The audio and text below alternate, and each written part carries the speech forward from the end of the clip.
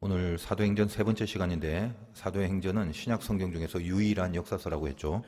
역사라는 것이 어떤 사실이나 사건으로 구성되어 있는지라 그 기록된 사건들의 흐름을 따라서 메시지를 전하면 해당되는 사건마다 그 설교하는 시간이 그리 길지는 않을 것이다라고 생각을 했었는데 막상 이 시작을 하고 보니까 사도행전 안에 들어있는 이 메시지의 밀도가 너무 높아서 생각처럼 간단할 수가 없겠다라는 결론이 나버렸어요. 그래서 그동안 제가 뭐 요한복음이나 신명기를 통해서 상당 부분 우리가 익히 들어왔고 또 알아왔던 신앙적 단어나 용어의 개념을 재정립해 드리는 그런 일에 주력을 좀 했었는데 이제 그쯤 하면 충분할 듯하다라고 스스로 자체 판단을 하고 있다가 이 사도행전을 또 접하면서 또다시 이렇게 중요한 개념들에 대해서 반드시 정리가 되어야 될 필요성을 느낄 수밖에 없었습니다. 특히 이제 1장을 묵상하면서 느끼는 것은 개념에 대한 이해를 하는 것만 해도 이 1장 안에 들어있는 메시지의 그 밀도상 좋게 수십 번의 설교는 해야 할 것 같은 그런 마음이 드는 겁니다. 또 그렇지만 왠지 마냥 길어질 수는 없다는 생각에 한국 사람이 좀 급하잖아요. 저도 한국 사람이라서 그런지 마음만큼은 뭔가 이렇게 빨리 진도를 나가고 싶은데 또 누가 어디서 독촉을 하는 것도 아닌데 왠지 그냥 너무 길어지면 안 된다라는 이제 강박이 생기는 겁니다. 그래서 하여간 최대한 주어진 시간 안에 이렇게 전할 수 있는 분량을 단위로 이렇게 본문을 정하고 있으니 그런 의미에서 지금 1장이 언제 끝날지는 모르겠지만 적어도 이 1장을 묵상해 나가실 때만큼은 이 사도행전 전체를 위해서 필요한 개념들을 이제 여러분 신앙 안에서 이번이 마지막이다 생각을 하시고 알아왔고 들어왔던 그렇지만 그 진여의가 잘 파악이 안 됐던 그런 것들이 굉장히 많습니다. 개념 정리를 잘 해두시기를 아무튼 부탁을 드립니다. 잠시 이 사도행전에 대한 감을 다시 한번 잡으시라는 취지에서 전체를 한번 조망하는 이해를 먼저 해보실 수 있기를 바랍니다. 자, 말씀드렸다시피 신약 성경은 복음서가 있고 그 다음에 사도행전입니다. 그리고 이제 서신서인데 복음서와 사도행전이 두 가지만 본다면 이론과 실천으로 나누어서 그게 분리된 것이 아니라 하나로 이렇게 묶여져야 하는 거죠. 일반적인 이해와 해석이 그렇습니다. 그래서 특히 누가라는 사람은 공부를 많이 했던 의사이고 모든 면을 아주 세밀하고 면밀하게 살펴볼 수 있는 사람인지라 특별히 누가복음과 사도행전 두 책을 기록합니다. 이론과 실천을 하나로 묶어 놓은 것이죠. 데오빌로라는 수신자 한 명에게 보내는 형식을 통해서 말입니다. 그래서 이 성경에 사도행전이라는 것이 있다는 의미는 아주 귀합니다. 당연히 예수를 믿는 우리들에게 우리가 들었던 이론과 또 그것을 실제로 행하면서 살아가는 이 모습, 복음과 사도행전 이 두 가지가 하나가 되어야 할 것을 메시지로 주고 있는 것이죠. 자, 그런데 말씀드린 것처럼 저는 조금은 이제 다른 각도에서도 사도행전을 봐야 한다라고 그렇게 언급을 해드렸습니다. 그러니까 우리를 기준으로 삼지 말고 우리의 이론, 우리의 실천 이것으로 복음서와 사도행전을 나누기보다는 뭐 당연히 그래도 상관은 없습니다만 예수 그리스도를 기준으로 이해를 할 수 있어야 된다라고 말씀을 드렸었습니다. 복음서라는 건 이 땅에 인간의 몸을 입고 오신 상태에서 지상계에 존재하시는 주님의 이야기입니다. 사도행전은 부활하시고 승천하신 상태에서 영계에 존재하시는 주님의 이야기를 한 것이다. 그렇게 해석을 합니다. 저는 이제 개인적으로 예수 그리스도를 중심으로 하는 기준에서 복음서와 사도행전을 이해하고 있다라고 말씀을 드렸습니다. 뭐 이렇게 하든 저렇게 하든 별 중요한 건 아닙니다만 그냥 저는 개인적으로 그냥 예수님이 좀 중심이 된 해석을 했으면 좋겠다. 그 마음이 있어서 그렇게 해석을 해드린 것이고 또 하나는 이제 요건 중요한 건데 캐리그마를 잊어버리지 않기 위해서 필요하다라고 여겼기 때문에 주님을 기준으로 사도행전 복음서의 구별의 기준을 제가 이해하고 해석을 한다라고 말씀을 드릴 수 있습니다. 캐리그마 뭡니까 캐리그마가? 우리가 뭐 샬롬 같은 것은 굉장히 익숙한데 캐리그마는 상당히 중요한 단어인데도 꽤 모르는 분들도 좀 많죠. 아주 중요한 용어인데 말입니다. 헬라어입니다. 이 캐리그마의 헬라어 중에 이제 케루세인이 동사에서 파생된 명사가 캐리그마인데 케루세인이라는 동사는 아주 빈번하게 나오는 단어입니다.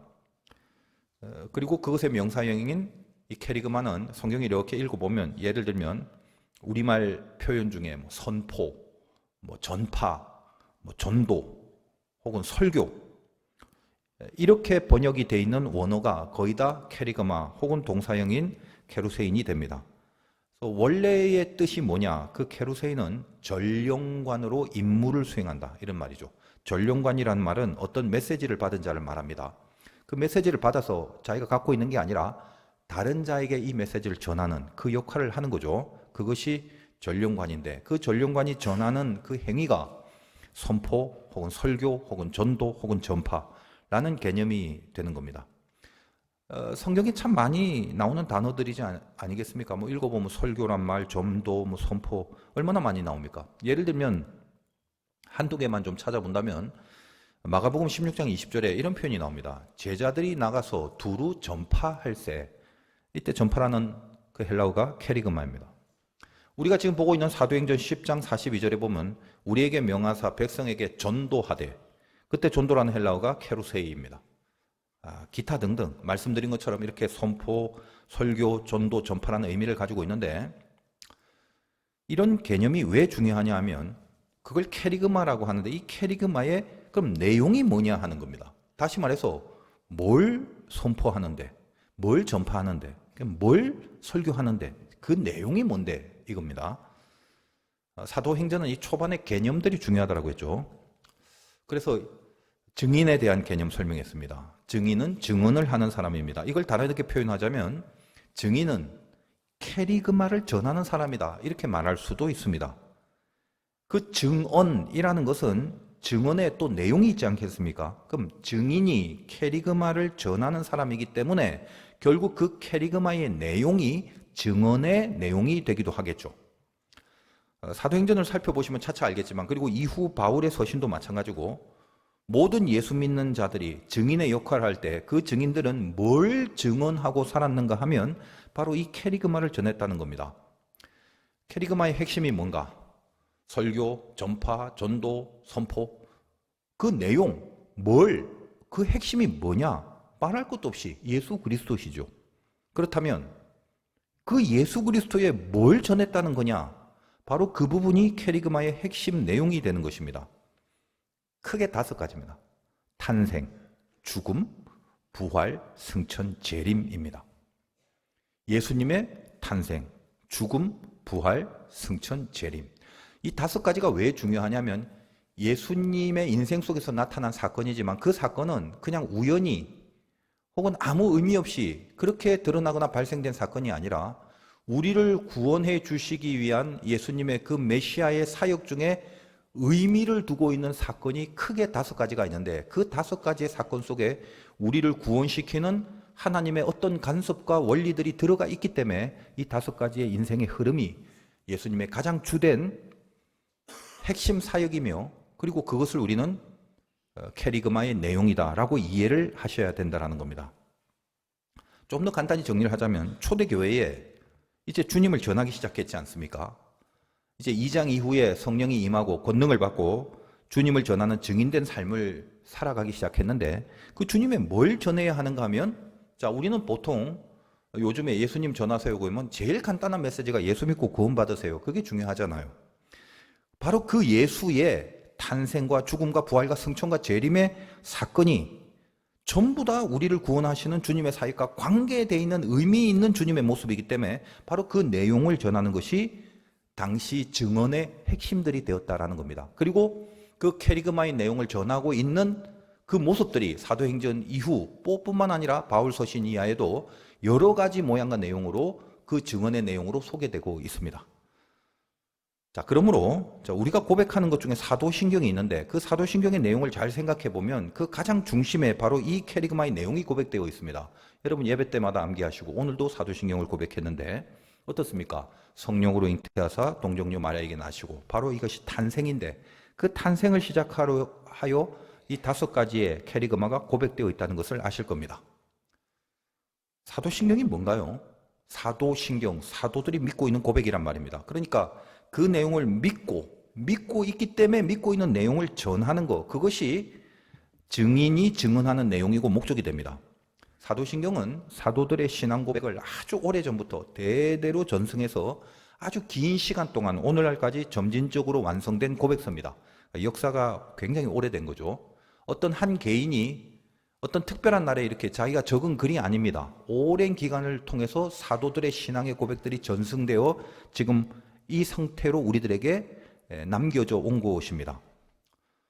2세기 정도에는 로마의 교회가 세례를 줄 때 이 신앙을 확인하기 위한 기준으로 사용이 됐습니다. 이 캐리그마의 내용을 믿을 때 믿음으로 인정했다라는 거죠.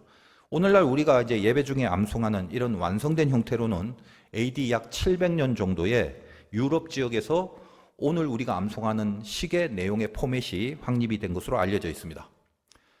우리가 고백하는 사도신경이 결국은 캐리그마를 집약시켜 놓은 신앙 고백의 핵심 기준이 되는 거죠. 여러분 매주 고백하는 사도신경, 그 고백하면서 무슨 생각을 하십니까? 나는 지금 이 고백하는 내용을 믿는다라는 마음으로 고백을 하시는 거죠. 그게 사도신경입니다. 그래서 여러분이 진짜 신자라면 그 암기하는 내용을, 예수에 대한 이 캐리그마를 믿어야 한다는 말이에요. 그리고 그 믿음을 갖고 내가 믿고 있는 그 내용을 전하는 것이 증언이고, 그 증언의 삶을 살아가는 자들이 증인이 되는 것입니다. 그래서 제가 복음서와 사도행전을 구별할 때 일반적으로는 이것이 신자들의 이론과 신자들의 실천으로 나누어져 있다라고 이야기를 하는데, 그것도 물론 맞지만 저는 주님 앞에 조금 더 기준을 가져서 예수 그리스도의 존재성, 즉 이 지상계냐 천상계냐에 따라서 나누려는 의도가 바로 이 캐리그마를 부각시키기 위해서입니다. 예수님은 어디에 존재하든지 늘 하나님으로 역사하고 있다는 것을 놓치지 않기 위함이고, 우리가 믿는 예수의 캐리그마를 뭔가 다시 입체적으로 좀 의식하기 위해서 지상계냐 천상계냐를 통해서 이 주님의 캐리그마의 내용을 조금 더 감각하고 좀 더 분명히 하기 위함이다라는 것입니다. 예를 들면 복음서와 사도행전을 따질 때, 그럼 복음서라는 것은 그 5가지 캐리그마 중에 탄생과 죽음과 부활의 주님입니다. 우리가 지금 다루고 있는 사도행전은 그 캐리그마 중에 부활과 승천과 재림의 주님, 그렇게 나누어지는 것입니다. 둘 다 부활이 있는데요. 맞습니다. 부활은 교집합입니다. 부활을 중심으로 복음서와 사도행전이 나누어지고, 부활 전에 탄생과 죽음, 부활 이후에 승천과 재림, 이 구도로 짜여져 있다라고 이해를 하셔야 주님을 기준으로 보는 시각이 되는 겁니다. 보통 이제 일반적인 우리 교인들이 주님의 탄생이나 혹은 죽음, 부활 요 정도는 익숙한데, 많은 부분에 있어서 승천과 재림에 대한 파트는 상대적으로 좀 생소하게 여기시는 경향이 있습니다. 오늘 본문에서는 주님의 승천 사건이 나오는데, 승천이 뭐냐, 그리고 재림이 뭐냐, 아주 중요한 개념들을 다루어야 하기 때문에, 왜냐, 이것은 캐리그마의 내용이지 않습니까? 그래서 결코 이게 간단하게 넘어갈 수가 없어지는 겁니다. 우리는 저번 시간까지 2번에 걸쳐서 2번밖에 안 했지만 그래도 많은 개념들을 정리했었습니다. 기억이 하나도 안 나실지 모릅니다만 기억이 없으신 것은 제 책임은 아닙니다. 가장 중요한 건 증인의 개념, 그리고 그 증인의 삶을 위해서 주어진 권능의 개념, 그 권능이 연결되는 성령의 개념, 성령의 세례와 불세례의 개념, 성령이 나왔기 때문에 삼위일체의 개념, 그리고 일반적으로 세례가 뭐냐라는 그런 개념들 등등 사실은 많은 부분을 설명해 드렸습니다. 그런데 그럼에도 제 마음은 뭔가 좀 아주 상세하게 그 외에 등장하는 다른 모든 내용이나 단어들 이런 것도 같이 묵상을 하고 전해드려야 하는데 하는 생각이 뭔가 이렇게 가슴 귀퉁이에 아직 여전합니다. 예를 들면 사도행전의 첫 단어인 데오빌로 이런 사람에 대해서, 혹은 저자인 누가에 대해서 그런 드러나는 낱낱의 단어들까지도 나름대로 설명을 해드리고 싶은 마음이 이렇게 울컥울컥 일어나고 있습니다만, 그런 것뿐만 아니라 또 상세하게 살펴보면 깊은 이해를 필요로 하는 개념들이 너무너무 많아서 아까 말씀드린 것처럼 이 밀도가 굉장히 높아요. 그래서 글쎄 저에게 주시는 이 메시지와 감동들을 어느 정도로 어떻게 전해야 하나 늘 이제 그런 고민이 참 많습니다. 하여간 이제 앞으로 어떤 식으로 기회가 주어질지, 또 제 마음의 감동이 어떨지 이런 부분에 대해서는 제가 하나님께 맡기고, 오늘도 이제 다른 중요한 개념들이 수두룩하게 많지만 또 오늘 본문에 있어서 미처 다루지 못한 내용들이 생길지라도 앞으로 계속 본문이 진도대로 나가긴 하겠지만, 또 기회가 되면 전에 못 다뤘던 것들, 그런 것들도 다시 나중에 추후로 설명을 해드릴 수 있는 기회가 있을 것이다 라고 스스로 또 위로도 하면서 여러 가지로 하나님 앞에 맡기면서 애를 쓰고 있습니다. 그래서 오늘은 6절에서 7절, 8절 요 세 절인데 그 내용을 중심으로 때와 시기의 개념에 좀 집중을 해보도록 하겠습니다. 원래는 11절까지 하려고 마음을 먹고 주보에는 11절까지였는데 오늘 한 번에 다루기는 불가능합니다. 그래서 오늘 6절에서 8절까지를 보고 다음 시간에 11절 이하의 내용을 다루도록 하겠습니다. 오늘 말씀 제목이 좀 웃기기도 한데 그렇죠. 항상 공부에 대한 얘기를 좀 했는데 시험 칠 날을 알아도 공부 안 한 사람 여전히 안 한다. 그런 내용입니다. 네, 좀 재밌긴 합니다만 사실 이 제목이 오늘 말씀의 아주 핵심적인 주제이기도 합니다.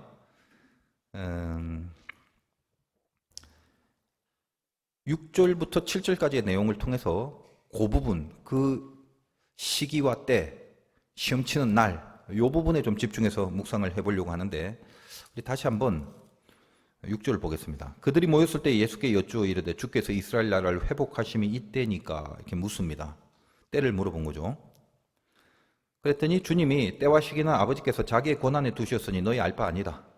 그리고 그 유명한 8절 성령이 임하면 권능을 받고 증인이 된다라고 말씀을 하시는 부분입니다.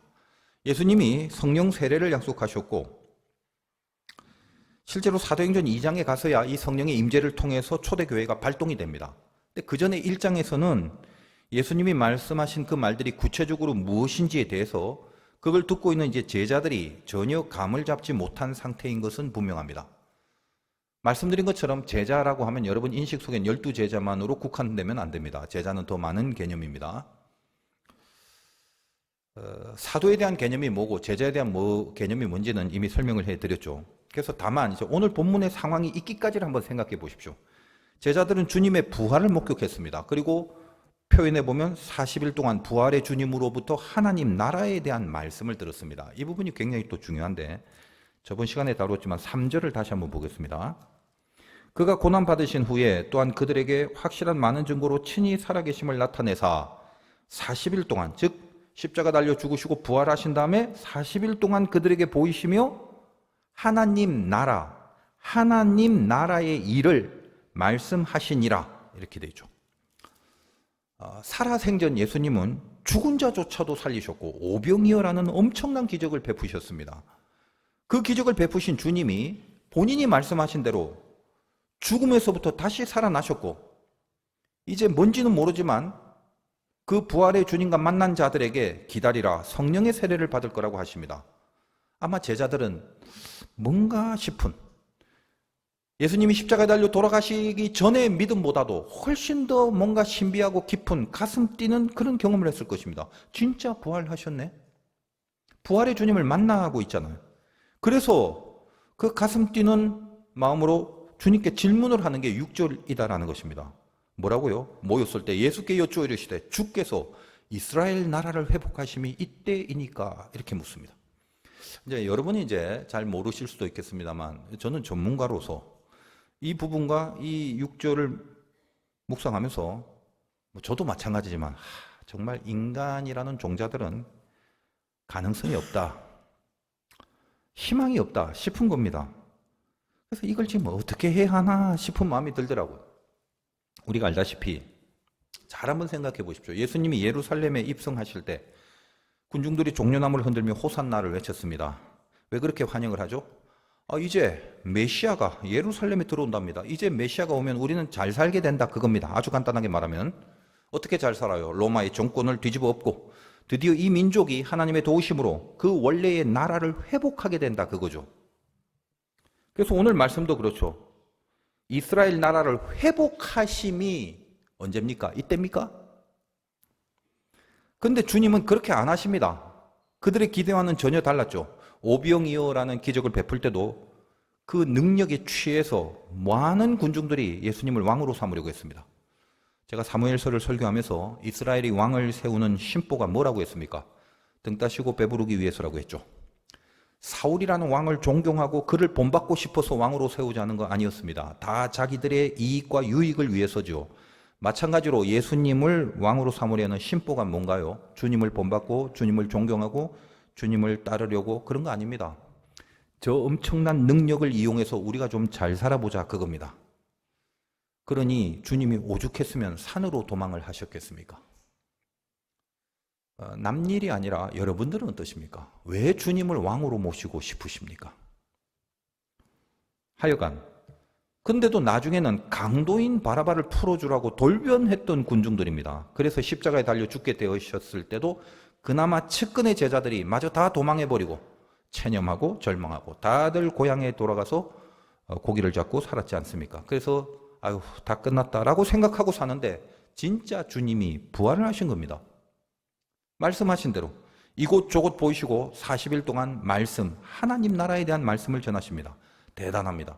그 부활의 주님을 본 사람, 그리고 그 주님을 아는 사람, 주님에 대한 믿음이 옛날보다 훨씬 더 깊고 신비하고 경이롭게 생기기 시작했을 겁니다. 안 그렇겠습니까? 부활의 주님을 만났는데.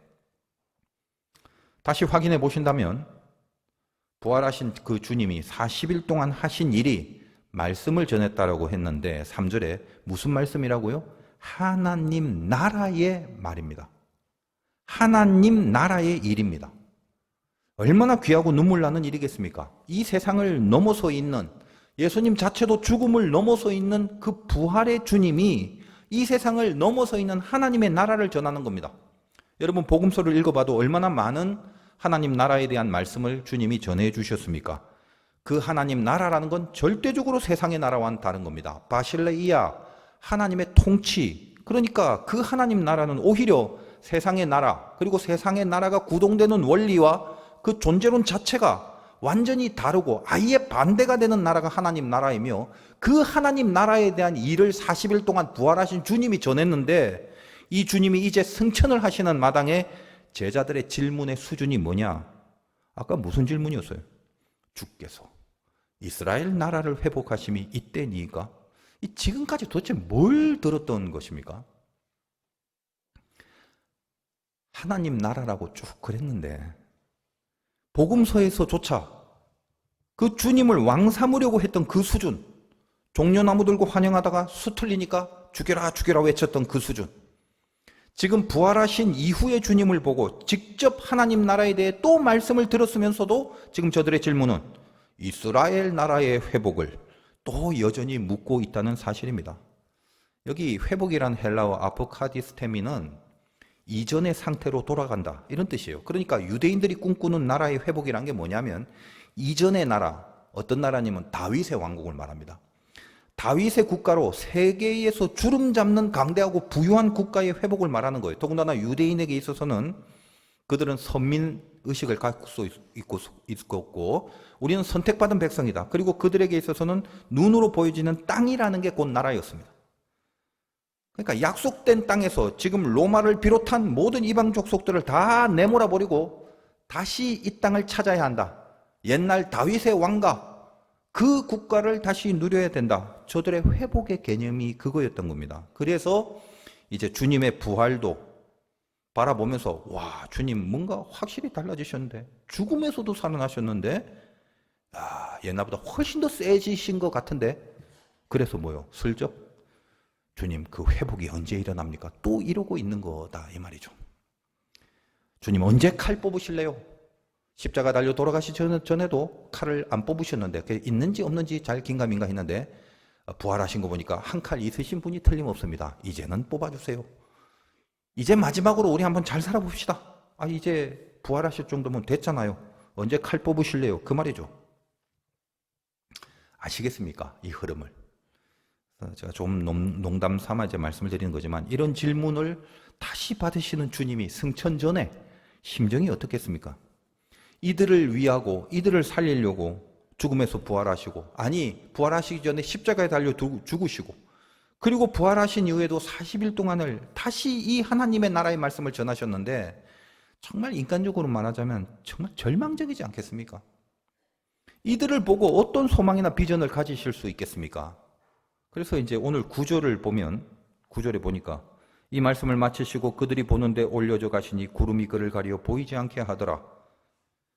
농담 삼아 드리는 말씀입니다만 그냥 그 인간들이 꼴도 보기 싫어서 하늘로 올라가 버린 게 아닌가, 그런 생각이 들 정도입니다.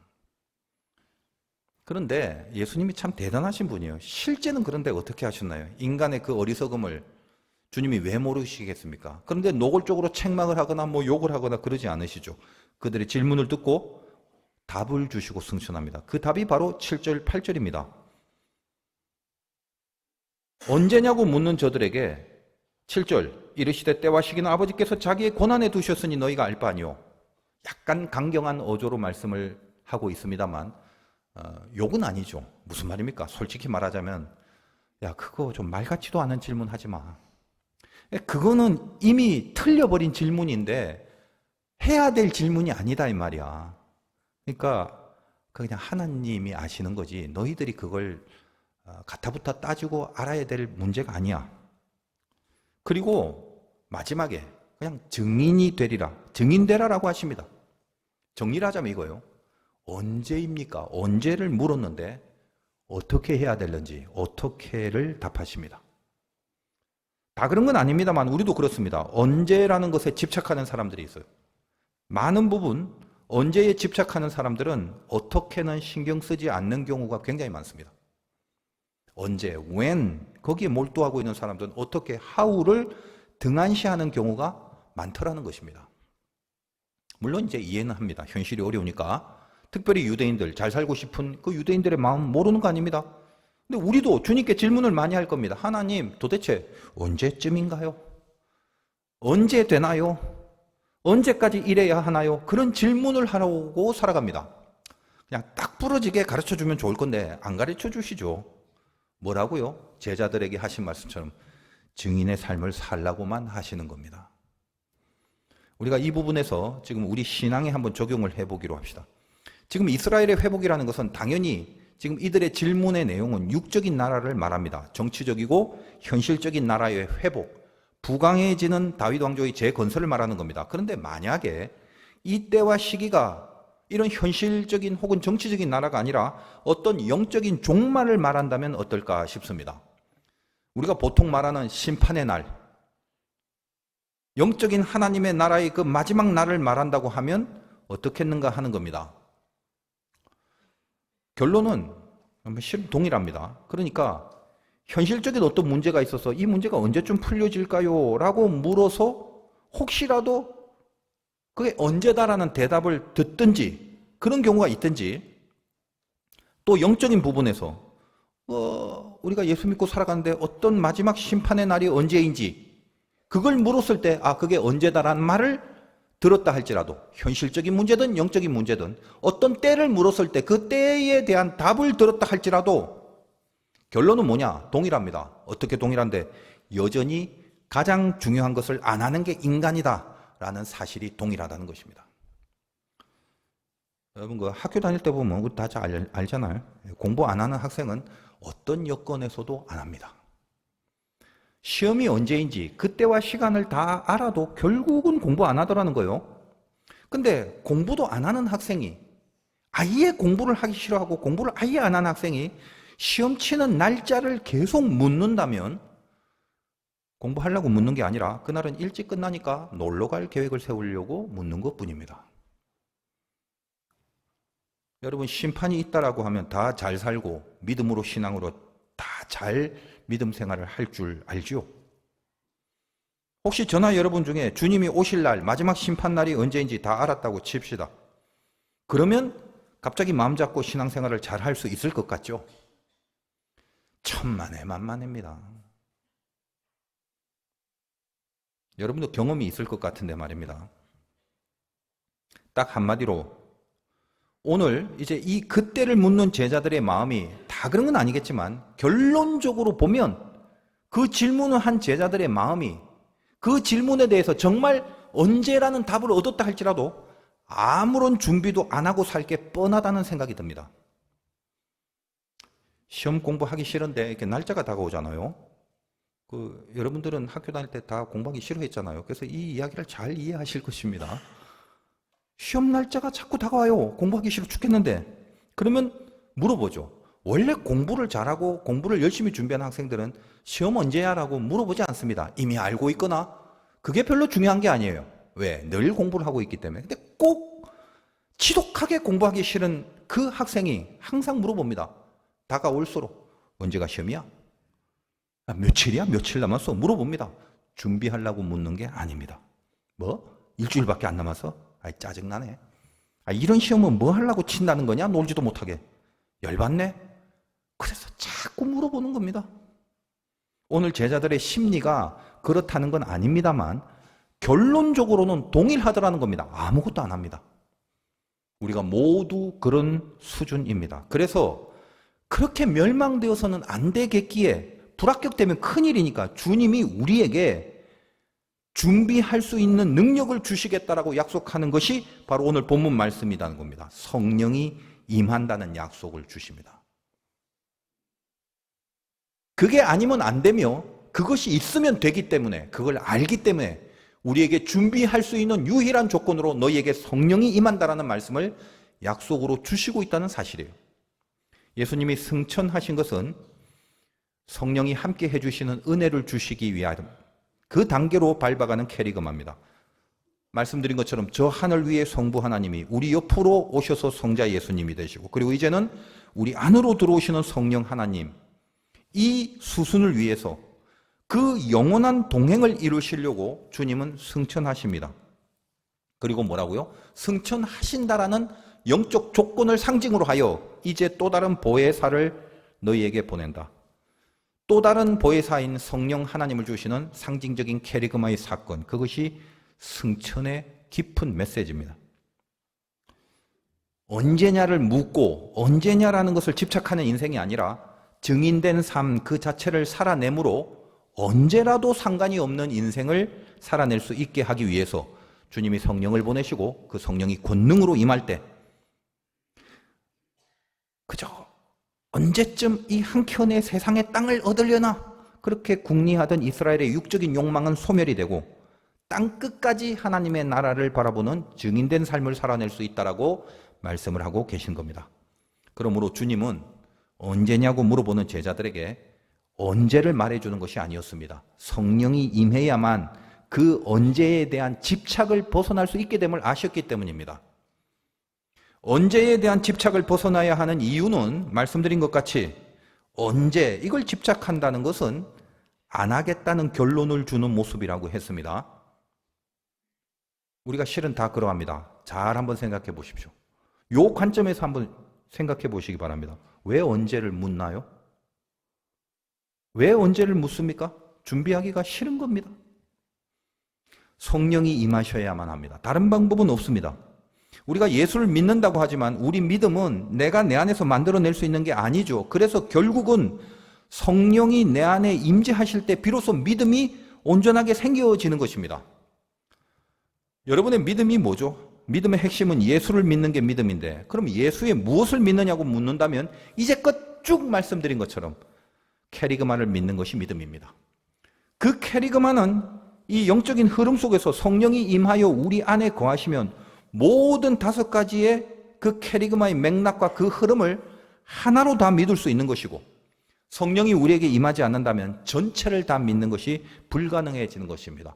아유 어떻게 동정녀에서 애가 나와? 아니 무슨 날개가 달려서 어떻게 올라가? 안 믿어지는 거죠. 우리는 지금 성령이 임하기 전에 이 제자들처럼 오늘 본문 1장은 아직 성령이 임하기 전입니다. 아직도 이 땅의 나라에만 정신이 팔려있는 경우가 있을 수 있다는 겁니다. 우리도 그렇지 않겠습니까? 그러나 이제 약속하신 성령의 세례를 받은 사람들은 신비한 믿음이 생겨납니다.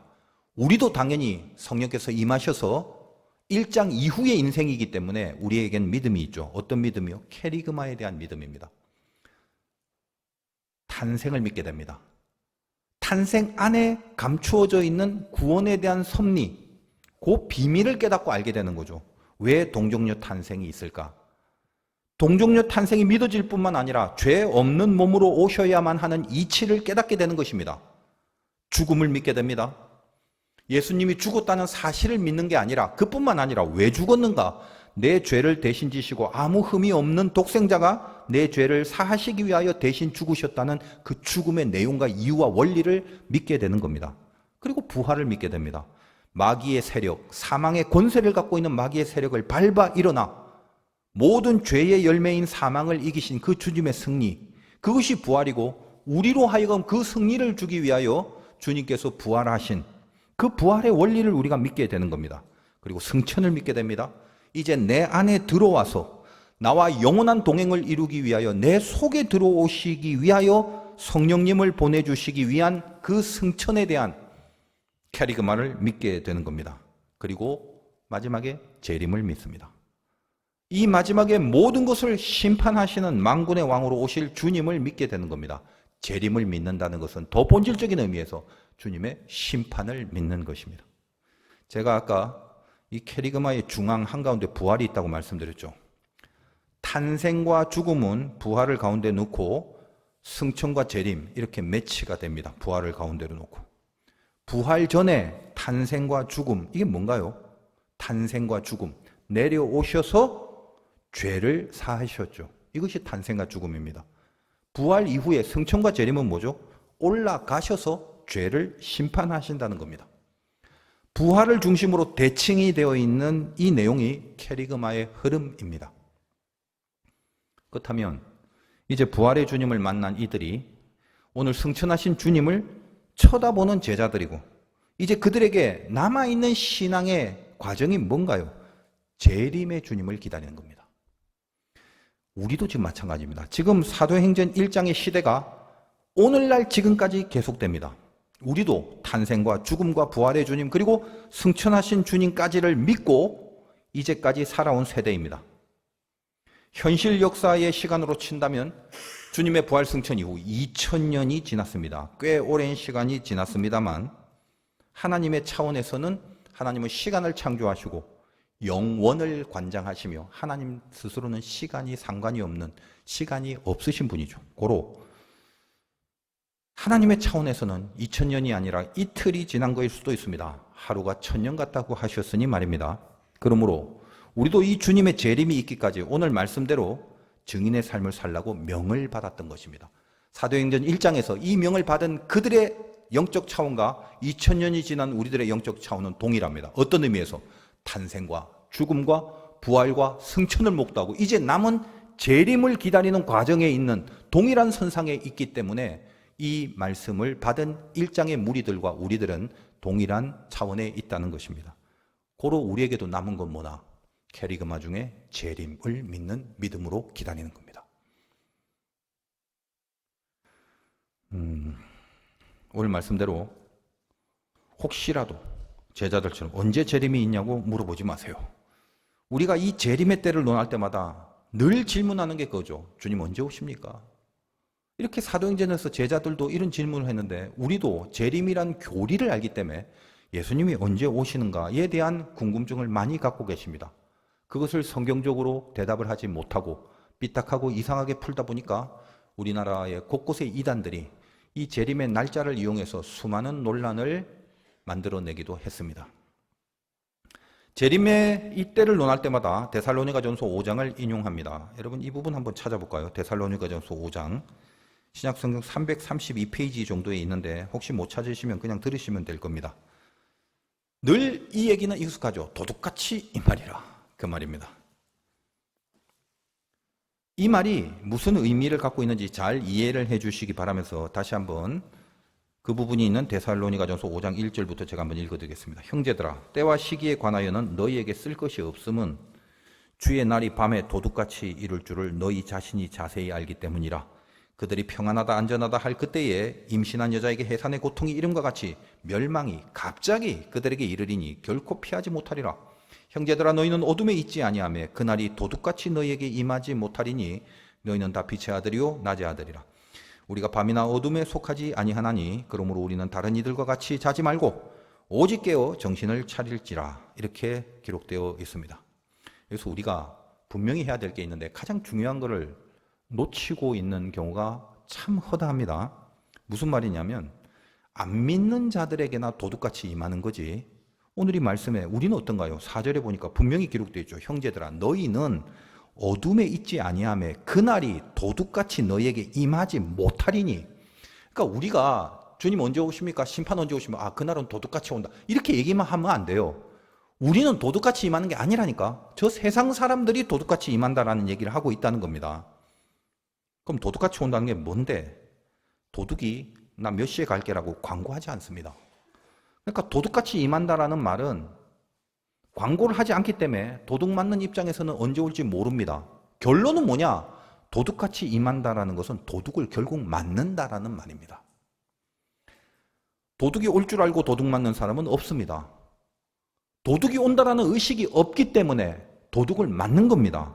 저도 도둑을 맞은 적이 있는데 제가 고등학교 졸업하고 서울의 상경에서 어려울 때 당시에 우리 서울에서 가장 싼 달동네인 옥수동, 지금은 굉장히 부자 동네가 됐습니다. 자취를 한 적이 있는데 대문도 없고 그냥 작은 문 하나 열면 바로 방입니다. 짐도 없으니까 대강 방 하나에 몇 가지 가져다 놓고 있었는데 높은 곳이라서 이제 왔다 갔다 하느라 얼마나 피곤한지 그래서 잠시 하나밖에 없는 얇은 잠바를 벗어서 옆에다 놓고 문턱에 이렇게 걸쳐서 누운 채로 몸을 반쯤은 방 안에 허리 밑으로 반쯤은 바깥으로 내밀고 잠이 들었습니다. 잠시 자고 일어나는데 달랑 하나뿐인 잠바가 사라진 거예요. 그 사이에 도둑을 맞은 거죠. 정말 벼룩이 간을 빼먹지. 그걸 도둑 맞을 줄은 꿈에도 생각하지 못한 겁니다. 근데 그게 도둑 맞는 사람들의 모습입니다. 만약에 도둑이 반드시 온다는 걸 알았다면, 제가 알고 있었다면 절대 도둑 맞을 일이 없지요. 성경이 말씀하시길 세상 사람들과 달리 우리에게는 심판이 도둑같이 임하지 못한다라고 합니다. 왜 그래요? 심판의 주님, 심판하러 오시는 재림 예수를 믿고 있기 때문입니다. 캐리그마의 마지막 주님을 믿고 살아가기 때문에 우리에게 심판은 도둑같이 임하는 게 아닙니다. 다시 말해서 심판의 벌을 당하지 않는다는 거예요. 그래서 신약 성경의 가장 마지막 장인 요한계시록의 뒷부분 끝에 주여 속히 오시옵소서라는 내용으로 끝이 납니다. 주님 빨리 오세요. 저 자신이 있습니다. 이 말이 아니에요.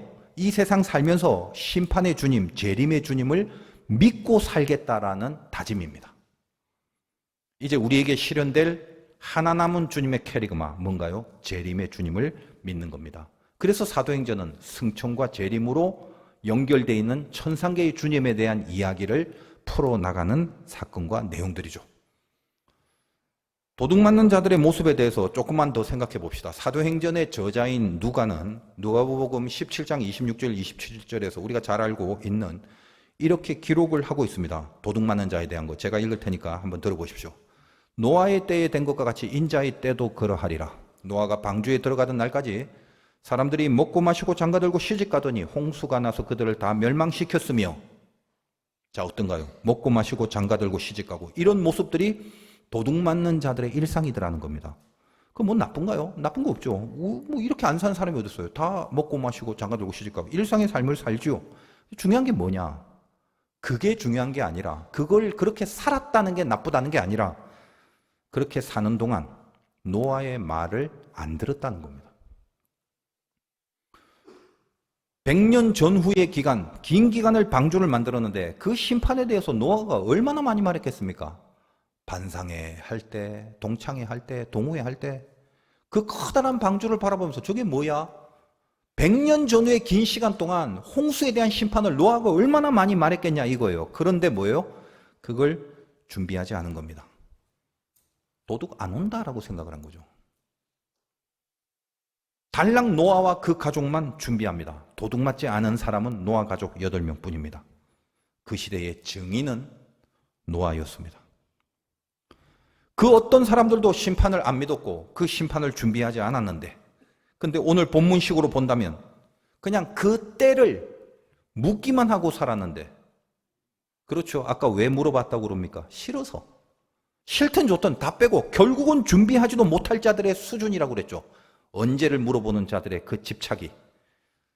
여기서 예수님은 그 때, 시간, 언제 이 묻지 말고 증인이 되라고만 하신 겁니다. 노아가 바로 그 증인된 인생을 살았습니다. 100년을 전후하는 긴 기간을 언제예요? 햇볕은 쨍쨍 모래알은 반짝인데 비는 언제 내리는 거예요 도대체? 언제까지 만들고 언제까지 기다려야 돼요? 라고 묻는 인생이 아니라 언제라도 증인된 삶을 살아냈다는 것입니다. 창세기에 나오는 에녹의 예도 마찬가지입니다. 심판, 증인이라는 개념을 이해하기 위해서 에녹의 사건을 조금 이해를 할 필요가 있습니다. 노아의 조상이 되는 사람이죠. 아들인 무드셀라를 낳고 그 아들의 이름은 창 던지는 자라는 뜻입니다. 아마도 에녹이 아들을 낳고 뭔가 계시를 받은 거라고 여겨지는데, 당시 그 말 간의 전쟁이 일어나면 제일 앞에 창 던지는 자가 있는데, 이 창 던지는 자가 죽으면 대부분 전쟁은 지게 되어 있습니다. 예를 들면 여러분 장기 둘 때 초반에 가운데 있는 포를 뺏기면 그 게임은 거의 지는 것과 동일합니다. 에녹은 이 아들을 통해서 늘 잊어버리지 않았을 것입니다. 창 던지는 자, 무드셀라. 그 창 던지는 자가 죽으면 심판이 온다. 그리고 성경은 참으로 신비하게도 무드셀라의 손자인 노아가 600살 되던 해, 즉 그때 무드셀라의 나이가 969세가 되던 해, 무드셀라가 죽던 그날에 실제로 홍수 심판은 시작됩니다. 여러 번 설교를 했던 내용이고 또 카이로스 성경공부 교재에도 나와 있듯이 에녹은 무드셀라를 65세에 낳은 이후부터 하나님과 동행했다라고 기록이 되어 있습니다. 그러니까 모르긴 해도 65세의 무드셀라를 낳기 전에는 아마 동행을 안 하고 지 맘대로 살았을지도 모릅니다. 유추해 보건대. 그리고 아들을 낳고 심판이 있네라는 인식이 믿음으로 들어온 그때부터 하나님과 동행을 했습니다. 그리고 365세에 300년 동안 동행하고 365세에 하나님이 그를 데려감으로 성경의 표현에는 세상에 있지 않다라고 기록이 되어 있습니다. 죽었다라든지 혹은 승천했다라고 표현하지 않습니다. 세상에 있지 않다라고 기록합니다. 무슨 말인가요? 뭐가 중요한가요? 세상의 사람이 아니라는 겁니다. 그는 무드셀라를 낳은 후에 비로소 심판을 인식했고 심판을 알고 믿었기 때문에 영적으로 재림의 주님을 믿고 살았다는 내용과 동일한 차원의 삶을 살아갑니다. 그래서 에녹은 하나님과 동행하였고 신약성경 유다서에는 그가 하나님과 동행하는 동안 뭘 했는지 기록되어 있습니다. 하나님을 전하는 증인의 삶을 살았다라고 기록이 되어져 있습니다. 이렇듯이 성경은 뭘 지적하고 있습니까? 심판을 의식하는 믿음 안에 증인된 인생의 모습을 같이 연결하여 심판을 믿는 자는 증인으로 산다라는 메시지를 주고 있는 것입니다. 오늘 사도행전의 맥락과 동일한 거죠. 예수님이 승천하실 때 승천의 모양이 실제로는 어떠했는지, 그리고 재림의 모양이 앞으로 또 어떤 식으로 있을지는 우리가 구체적으로는 정확하게 알 수는 없습니다. 그러나 성경을 근거로 정확하고 비교적 성경이 말하는 내용으로 우리는 풀어갈 것입니다. 승천은 다음 시간에 설명을 해드릴 것이고 또 재림에 대한 내용도 차후에 언급을 해드릴 때가 있을 겁니다. 단지 오늘 정말 중요한 것은 캐리그마의 믿음 중에 재림에 대한 내용, 그 믿음은 반드시 심판이라는 내용을 염두에 두신 재림에 대한 믿음이어야 한다는 것입니다. 여러분이 정말 심판을 믿는다면 심판을 준비하라는 그 증언을 해가면서 살아가시는 증인된 인생이 될 수밖에 없지 않겠습니까? 진짜 믿는다면. 인생을 살다 보면 우리도 마찬가지예요. 오늘 이 제자들처럼 늘 묻고 싶을 때가 있을 겁니다. 그러나 오늘 말씀을 통해서 중요한 것은 언제가 아니라 지금 함께 하시는가, 그 동행하심의 여부를 그걸 물어보시라는 겁니다. 언제냐고 자꾸 물어보지 마세요. 그걸 묻는다는 건 초조하다는 겁니다. 초조한 이유가 뭔가요? 내가 바라는 시간이 있기 때문입니다. 그렇죠. 언제냐? 묻는 그 안에 감춰진 심리가 뭡니까? 내가 바라는 시간하고 다르면 안 된다, 그거죠. 내가 원하는 그 타이밍 놓치면 안 된다, 그거죠. 그래서 언제냐를 묻는 자들의 마음에 초조함이 있고, 그래서 자꾸 언제인가를 물어보는 겁니다. 주님이 뭐라고 하십니까? 그건 하나님의 권한이라고 하십니다. 그 문제의 주도권이 하나님께 있는데 네가 그걸 정하려고 하는 게 문제다라는 말입니다. 여러분, 믿음의 중요한 내용 중에 하나가 바로 이처럼 시간을 하나님께 이양을 하는 겁니다. 하나님께 시간을 맡기는 겁니다. 거기서 비로소 인내가 나오고 기다림의 영성이 만들어지는 거죠. 이렇게 말씀을 드렸는데도, 수없이 이런 말씀을 들었음에도, 그럼에도 여러분의 불안이 뭐죠?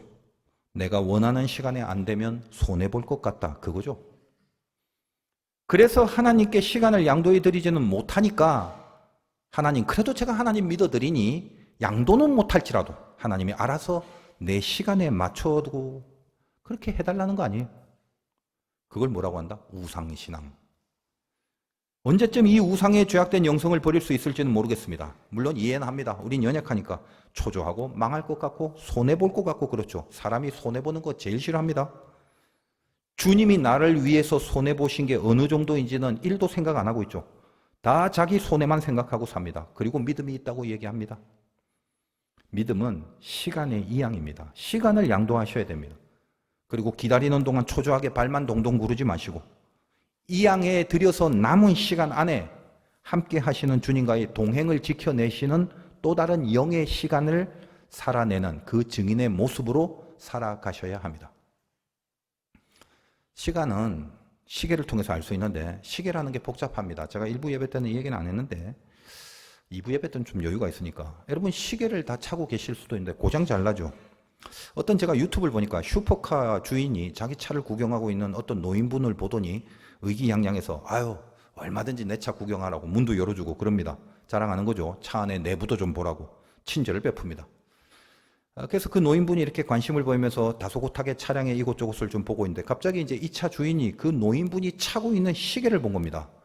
부자들만의 세계가 있잖아요. 그 노인분이 차고 있는 시계는 리차드 밀이라는 명품 시계인데 비싼 건 수십억 원이 됩니다.